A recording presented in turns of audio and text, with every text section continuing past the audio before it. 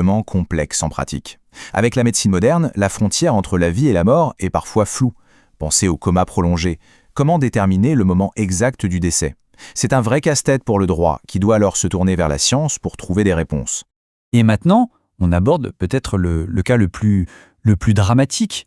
Que se passe-t-il quand on ne sait tout simplement pas, quand une personne a disparu et qu'on ignore si elle est vivante ou morte? Face à ce vide, la loi a prévu deux mécanismes bien distincts. D'un côté, on a ce qu'on appelle l'absence. Là, c'est simple, on n'a plus de nouvelles, l'existence de la personne est devenue incertaine.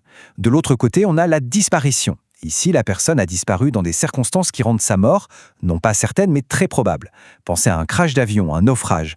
Et vous allez voir, le traitement juridique n'est pas du tout le même. Pour l'absence, la loi avance sur la pointe des pieds. Pourquoi? Parce qu'on n'écarte jamais la possibilité d'un retour. Le processus est donc très long, il s'étale sur des années. Regardez, après 1 an, on peut juste désigner quelqu'un pour gérer les biens. Il faut attendre 2 ans de plus pour que le conjoint puisse demander le divorce. Et ce n'est qu'au bout de 10 ans sans nouvelles qu'un juge peut finalement déclarer le décès. C'est long, mais c'est fait pour protéger au maximum les droits de la personne absente. À l'inverse, pour la disparition, c'est une toute autre histoire. Là, on est face à une catastrophe, un événement où la mort est la conclusion logique. Donc pas besoin d'attendre 10 ans. La procédure est beaucoup plus rapide. Le juge peut déclarer le décès bien plus vite pour permettre aux familles d'avancer. Ce qui nous amène à la question un peu folle, celle qu'on voit dans les films. Et si la personne revient? Que se passe-t-il si quelqu'un, déclaré mort par la justice, frappe à la porte un beau matin? Aussi rare que ça puisse paraître, la loi doit prévoir ce cas de figure. Alors que se passe-t-il? Il s'agit de trouver un équilibre très délicat entre les droits de celui qui revient et la vie que les autres ont reconstruite.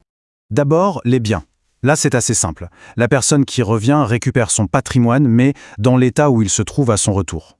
Si une maison a été vendue, par exemple, elle ne peut pas annuler la vente. Elle récupère là l'argent, mais c'est tout. Mais alors, le mariage? C'est là que la loi prend une décision très forte et sans doute très dure. Si l'ancien conjoint s'est remarié, eh bien ce nouveau mariage est parfaitement valide. Il ne peut pas être annulé. La loi choisit de protéger la nouvelle famille qui s'est créée. C'est un choix pragmatique pour assurer la stabilité et la sécurité juridique. Alors quand on prend un peu de recul, on peut se demander « Mais pourquoi toutes ces règles, parfois si complexes, sur la naissance, la mort, l'absence? À quoi ça sert tout ça ?» En fait, ça répond à un besoin humain essentiel, le besoin de certitude.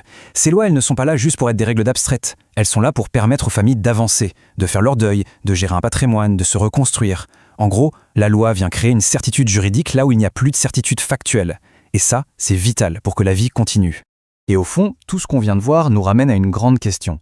Comment est-ce qu'un système juridique peut trouver le juste équilibre entre les droits d'un seul individu, une personne disparue par exemple, et le besoin de toute une famille, de toute une société, d'avoir des certitudes pour pouvoir avancer? Ça nous montre bien que le droit, ce n'est pas juste une affaire de texte froid. C'est une tentative, toujours recommencée, de mettre un peu d'ordre et de prévisibilité dans le grand désordre de l'existence humaine.